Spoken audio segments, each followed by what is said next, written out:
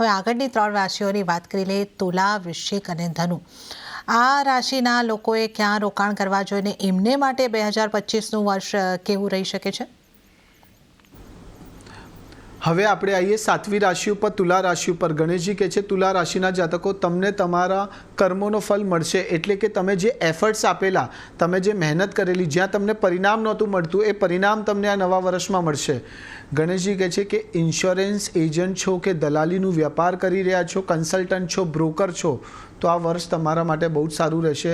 Solar energy અને power સેક્ટરમાં રોકાણ આપણા માટે સારું રહેશે.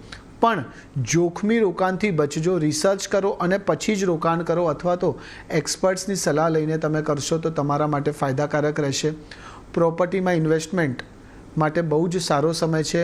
પૂર્વજોની સંપત્તિને વેચવા માટે પણ સારું સમય છે. એટલે કે ક્યાંક ડિસ્પ્યુટ ચાલતો તો, લીગલ કેસ ચાલી રહ્યા તો એનો સમાધાન થઈ શકે છે. એટલે પૈતૃક સંપત્તિ તમને મળી શકે છે, વેચી પણ શકો છો, શું ઉપચાર કરી શકો છો.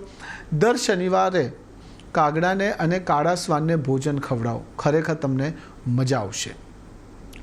8મી રાશિ વૃશ્ચિક રાશિ. ગણેશજી કહે છે વૃશ્ચિક રાશિના જાતકો, આ વર્ષે કરિયરમાં અને બિઝનેસમાં તમને સારી સફળતા જોવા મળી શકે છે.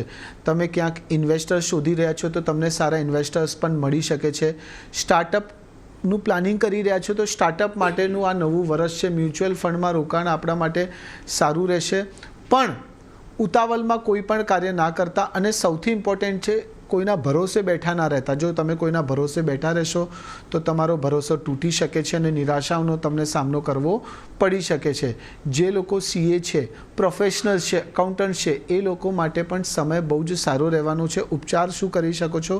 દર શનિવારે હનુમાનજીને પૂજા અર્ચના કરો. ઓમ હનુમંતાય રામદૂતાય નમઃ આ મંત્રનો 101 વખત જાપ કરો અને તલ અને સિંદૂર હનુમાનજીને અર્પણ કરો. ખરેખર તમને ફાયદો થશે, મજા આવશે.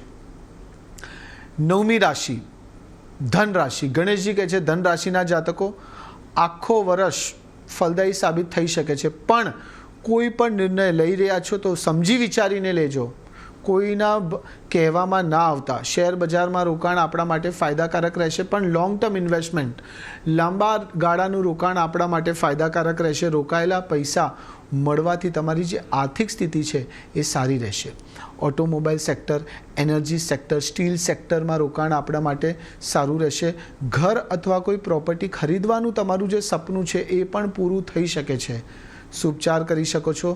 દર મંગળવારે ગણેશજીની પૂજા અર્ચના કરો અને ઓમ ગણ ગણપતાય નમઃ 101 વખત આ મંત્રનું જાપ કરો અને ગણેશજીને 5 ગુલાબના ફૂલ, મોદક અર્પણ કરો અને એમની આરતી કરો. દિવસમાં 2 વખત, સવાર અને સાંજ. ખરેખર તમને મજા આવશે. આ નવું વર્ષ આપણા માટે જબરદસ્ત રહેશે.